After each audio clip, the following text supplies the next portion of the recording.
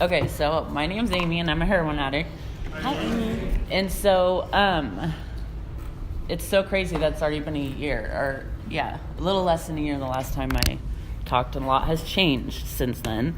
I come from a decent family, for the most part. I mean, every family has their issues, but I'm the oldest sister. I've got two younger sisters, who are also in recovery as well. Let's see, I started smoking and drinking after 6th grade, and I got caught, got grounded, let's see. So once I started 7th grade, I had a boyfriend, and we started partying and drinking and smoking together, and started partying with friends, and I started getting in a lot of trouble, and I started running away from home. We had ran away together. I got caught. My parents were fed up with me. They did not know what to do with me, and so they put me into a foster home.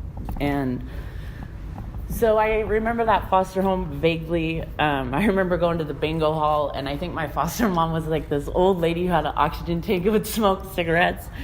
And I would get to be able to smoke in the garage as long as we didn't forget to shut the light off or something. And I just remember going to those bingo halls, but I also remember that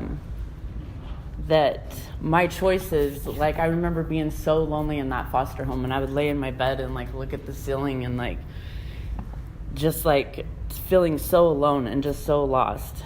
And then I ended up having to go to a mental ward, a teenage mental ward for help, and I got to come home for a short period of time, but I ended up out on my own when I was between 14 and 15 years old. We ended up moving to Estacada. I dropped out my freshman year. I had a high school sweetheart once again, and moved to Columbia Villa with them, and I was just running the streets. My alcohol and drug use started getting, more progressive. I ended up getting pregnant, and I did not know what to do. I knew my dad was going to be very pissed, and my parents at this time were already having issues. My mom, begged for me to come home, and I didn't want to. I didn't want to put down the alcohol.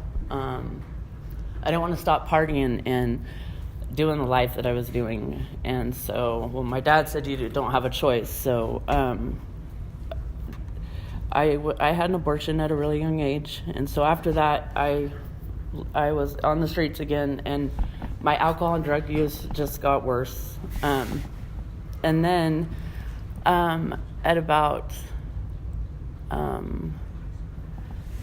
it's real vague. I ended up leaving him. I ended up getting a job at the daycare center, Sunshine Daycare in Estacada, and I rented a room from an old lady. And that lasted for a while, and I was living in and back and forth at a trap house in Estacada with friends, and I tried meth for the first time. And at this time, I think I was 16. And I just remember that ultimate feeling, just back in those days, the shit was real, and my hair just stood on end, and that was all she wrote.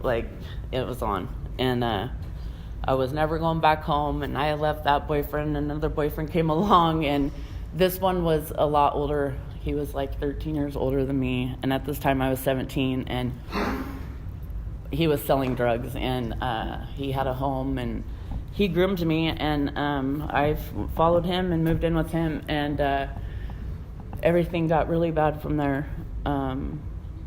My drug use spun out of my control, my alcohol. He was super abusive, super crazy, and I went through tons of abuse with him. My sister was, she would be over, there was just horrible stuff that went on for a few years with that, and that was really hard to get out of. It was terrible. He was a psycho, and I couldn't get away. And there was times where he would lock me in the basement for hours and hours, and he would just torture me. It was terrible. But also in my thinking, that's all I ever know is abuse.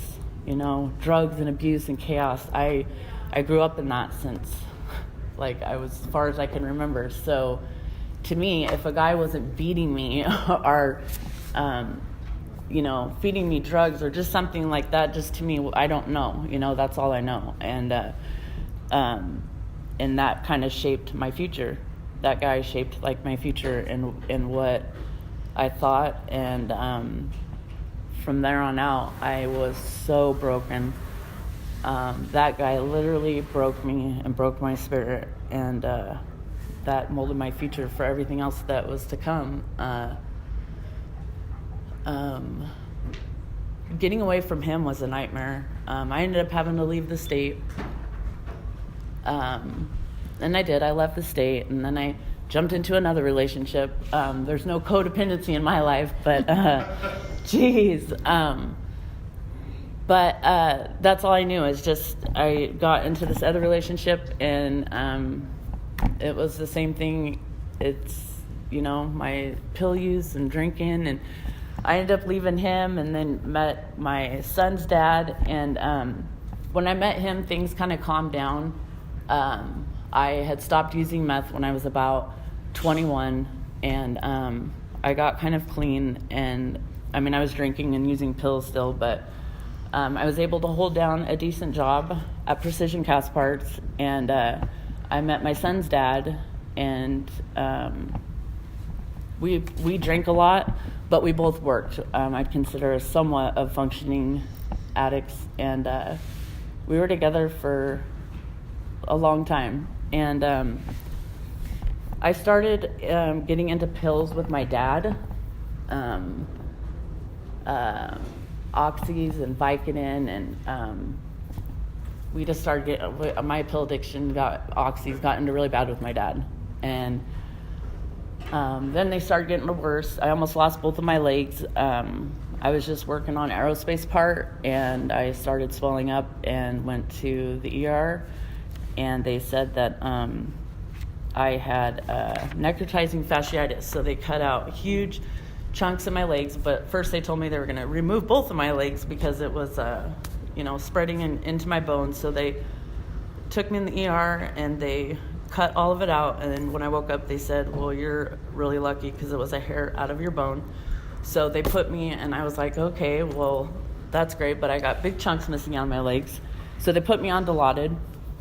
So then now my pill addiction is off the chart, and now me and my dad are getting my scripts, he's getting his scripts, we got everybody's scripts at work, and it just kept spiraling out of control. And then I ended up getting pregnant, and I was able to quit for most of my pregnancy, but then when I had my son, I was right back at it, and then I had a cesarean with him, so I was able to get more scripts. And then with all my health stuff going on, I just kept getting scripts and selling them, buying them, doing them, whatever.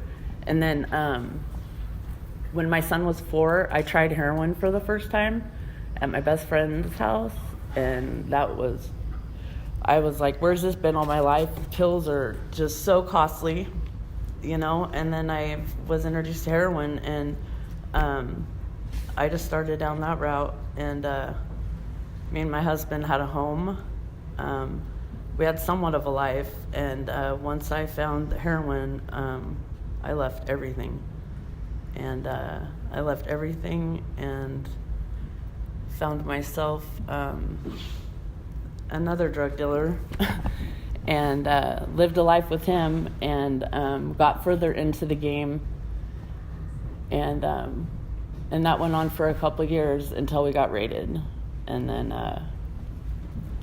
we got raided, and our lives were forever changed from that moment on. And that's when I was introduced to drug court and Oxford. I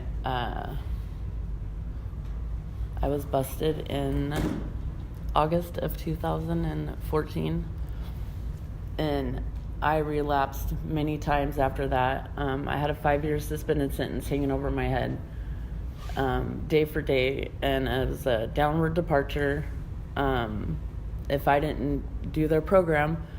And I was offered drug court, and drug court was absolutely amazing for me because I just couldn't get it. I couldn't get it. I went to all these treatments, and I just bounced, and I just relapsed over and over. I love drugs, and for me to just like not be able to use and not have anything ever has been so hard and difficult for me, to learn how to feel through nothing and to like it's just all new and fresh, and it's really hard, and a lot of the time it's really uncomfortable, and I mean it's taken me 3.5 years just to get to where I am at this point in my life today, and I know that if it wasn't for drug court in Oxford, I wouldn't have made it. I mean, I still struggle, and like my health's not the greatest, but I just know that like drug court, absolutely, because drug courts, they're in your business all the way around you. They coddle you. They're in everything, and they are no joke. And if it wasn't for them, I don't think I could have done it. And while being in drug court, I didn't trust women, and they told me, I walked in there after a relapse, and they were like, you're going to report to the Shelley house Friday by 6 o'clock today. It was Friday. And I was so fucking pissed off because I wanted to do my recovery my way, and my way was safety at my mom's house, and thinking I could still play and that I was in control. And they were like, well, you know what your choice is. You can go to prison, or you can show up there at 6. And I was so pissed because all women know in this room, I don't want to go live with a bunch of women. I was pissed off. Let me tell you, but they don't give a fuck if I don't want to go. If you don't want to go out to prison, have fun. Here, I'm so selfish in my own head. I'm thinking, they give a fuck. You know, I'm going, fuck you, I ain't going. And I remember Angela, the secretary, came out and she's like, Judge Leaf just wanted you to know that if you don't show up tonight at 6, that you know what's happening. And I was like, oh yeah, I know. But then there was a wonderful woman in my drug court who was waiting outside for me, and she was waiting outside for me, and she was like, don't quit before the miracle happens. Like, oh my gosh, you know, she's like, you know, everything I needed to hear at that time. And I got in my car and I went down to the Shelley house. And I was like, I'm here. And I just finally just surrendered. I just surrendered because my way sucks. I mean, I've been running for myself since I was fucking 13 years old. You know, living on the streets, being places where, like, I'm sure no hand that's ever touched me truly loved me. You know what I mean? My life, all I've ever done is just run for myself and just shoot myself full of dope, so I never have to feel or think or do anything. And you know, I turned 40 years old, and I'm sober today, and I'm like working a program, and I'm working steps, and I'm like getting real with myself, and it's a trip. Like, it's a trip. Like, there's shit today, like, I just won't put up with. Like, I have boundaries, and I don't give a fuck. You know what I mean? It's crazy. Before, I never had no boundaries. Like, I didn't have healthy relationships. None. Everything, there was always a manipulating or just self-seeking, always. And to be able to sit up here in front of all you guys, like, I mean, I'm about ready to throw up, but like, hey, it's all good. I'm going to go home and be like, yes, it's over. You know what I mean? You did it. Nothing's ever going to be perfect, but like, I am who I am. And like I have to stop running from that. And not everybody's going to like you or approve of you, but it doesn't matter. Like, this is my life, and I have a right to be loved and treated with respect and be happy. And I have a right to do it sober. Because my whole life, that's all I've ever done is just try to destroy myself. And I've left this part out, of course, because I'm just all over the page, so I apologize. But this is how bad my addiction took me. And, like, I get emotional on this because this is how much I love just sticking a needle in my neck, is that my addiction, my addiction got so bad that, like, I knew something was wrong because my legs were swelling up, and it just got bad. But after our bust, my lawyer said, you got to go into treatment. Like, you got to start showing them you're willing and all this. So my cousin got me a bed into Paul Treatment Centers up in Portland. And so I went there, and it was just hell because my habit, I just was sick as fuck. And I was like, I can't do this. And I just remember wanting to crawl out of my skin. And I couldn't breathe. And I'd walk up, they have 2 flights of stairs. And I'd walk up like 3 steps, and I could not catch my breath. It was terrible. I was like, what the fuck? And so what I'd do is after we did our smoke, I'd run up those 2 flights of stairs and jump on my bed and be like, seriously, I'd run those motherfuckers, and I'd be like, seriously, my roommate's like, what the fuck is wrong with you? I was like, dude, I can't breathe, I'm dying. And anyways, I suffered through this for a few days. I mean, it was hell in there. And I went to my counseling appointment, and I looked like I'm half dead. And she's like, what's wrong? I was like, dude, I can't breathe. And my heart is like, I just don't know what's going on. She checked my blood pressure. They called 911. They took me by ambulance. And I'll never forget this amazing, badass doctor. Her name was Dr. G. She's from Bolivia, and she was just hard ass. And she's like, we're going to get you all figured out. And anyways, long story short, I was on my deathbed. My whole left side of my heart was completely dead. My heart was only working at 30%. They kept me for a while, and they took all these pictures because they just couldn't believe that a 37-year-old is in here with a dead heart, and it only worked at 30%, and that's why I couldn't breathe or hardly get around. And they sat me down, and they're like, you got a son, and like, this is your life, and you go out and you shoot another speedball, you might not come back. Like, do you realize how poisonous that is on your heart? And I was like, oh yeah, and even going through all that, and it took 2.5 years just to even get to my health to where it is today, to where I don't need all those meds to get my heart back to working. And that damage it's irreversible. Like, I mean, I'm healed up like 12% more or whatever, but it's damage. And I still went back out after that. I still relapsed and went back out. And to be able to live through it, and to, I absconded, and to get caught by my PO and to get pulled in here saved my life. Like, it saved my life. And I get to wake up, and I'm so grateful to my higher power that I was spared, and that I was spared to even go out over and over. And it always makes me feel bad, like I'm spitting in God's face that, I've been spared this time, I got spared this time, and all these times, and I still just could not pull my head on my ass, but I wasn't ready. And today I can feel it. I feel it. I'm grateful that I was spared, and that I get to be present enough to feel, and I'm blessed. Like, life is super good because I've lost a lot of people to addiction. My buddy who just did 5 years just got out, was shot and murdered, and doing the same thing. Like, and I always think of him because that just happened a year ago, and we always think it ain't gonna happen to us. Oh, not me, that's somebody else's story. No, and it's not. And so when I got into drug court, I found my sponsor, Jessica, and I've been working with her and doing steps, and my favorite steps is step 7. It was the journaling, processing with another woman that I swear to God I would never do. I tell her my secrets, and wow, she doesn't fuck me over. Imagine that. I know, I'm sorry, ladies, I got real trust issues, but I can talk to her, and she Is this Jessica? yeah, sorry, it's my sister, everybody. But yeah, this is my sponsor, and I love her. And I knew, I felt red flags when I was almost done with drug court, because my brain starts going, oh, you're almost off paper, drug court's almost gone, la la la la la. And I even talked to my sister, my sponsor, I was like, I don't know if I should move out yet, or I don't want to do anything because I'm scared, because I know me. Like, I have to be all in or I'm not doing it.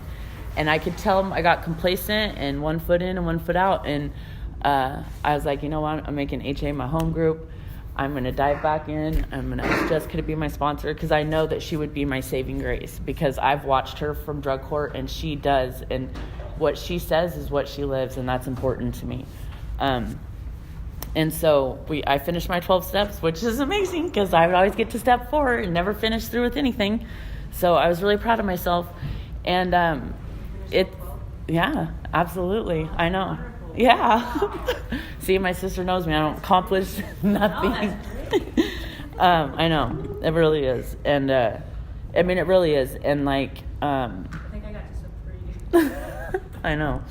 And it is. And my cousin, she does recovery big time and, like, always told me that you need to do the steps. And the steps do work. I used to be like, oh, that's just, nah. No, it really does. Because there's so much, I know for me, I have so much pain and despair in my soul. And, like, I don't know why I always tried to want to destroy myself, but it's like I wanted somebody to feel that shit. Like, I was angry as a fucking kid. Like, I wanted my mom to feel that fucking pain. Like, having to live out there since I was 14, getting my ass beat and shit. Like, that shit shouldn't have happened. Letting your little girl be with a man that's 10 times your age, you know, just so that you don't have to put up with that. That's neither here nor there, but it's my shit. And, like, being able to work through that and get over that and move on and not always trying to run from myself and bury myself is so important to me because I've never been able to do that. And I'm getting too old for this shit. Going into jail, hanging out, doing the whole processing thing over and over again. I can't do it. I don't have the energy. But, like, now being in Oxford, I've gotten to go to World. They sent me to Washington, D.C., which was fucking insane. And I did it with a bunch of other addicts, and we're just all alike. And I was like, this shit's just amazing. It is. Like, who would have thought that? You're sending addicts to fucking Washington, D.C. I got to see Abraham Lincoln in a big statue. Like, it was tight. I got pictures to prove it. Me. I'm not, like, wanting to hide in some bathroom somewhere. I got to go to... yeah, right? Let me kick it here for a long time. Leadership Summit, that was amazing. And then we just went to an Oxford State Convention last weekend. And I get so emotional because there was a guy there, Marty Walker, that talked. And, like, it was so moving. It moved me because he was talking about his dad took him out on the beach and he couldn't get his kite right. And his dad was just like, you're so stupid. You know, you get told that enough as a child. What you teach your children and how you talk to people is how they take that in and they feel that and they believe it. You believe, and we have this little voice in here. God, mine's always beating my ass. You're a piece of shit. You're no good. You're this, you're that. And it's crazy. And I want you to come over here.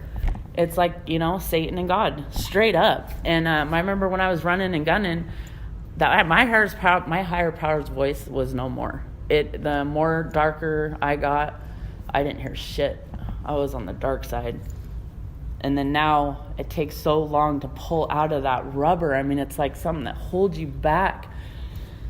And now that I'm over here, I mean, it's hard as hell. Like, I lose my breath trying to pull out of that shit.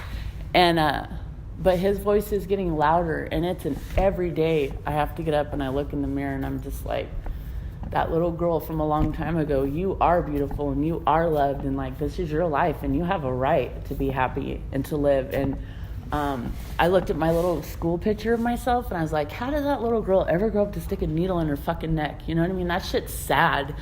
But today I can be that woman that I wanted to be, and be that to some other women, you know? Because a lot of us have trauma and we just don't love ourselves. That's the bottom line. We don't, because if you loved yourself, you wouldn't put yourself through that shit. The abuse and the shit I did to myself and let people do to me is fucking beyond me. And now that I'm well and I'm not real well, but I'm well enough to know that shit ain't right. You know what I mean? So, but, like, I don't like to get too far in, like, all my drugging days because that shit just, you know, you can only imagine. But my recovery today is, like, some days I'm in a season and I don't want to just go in a dark hole and die. But there's most of the time I'm pretty good. And I'm happy, and I've like made some bonds with some badass women that I fucking love. I love them, and I think of them when they're not around. And that's crazy. You know, and you like have relationships and start shit when you're sober, and it's crazy to feel and to have things being sober. But like Oxford and drug court helped save my life, and I'm not super, but I'm really happy with my life today. Let's see. I've restored all my relationships with my family. That's all I really got. I mean, yeah. I'm good, you guys. I'm good.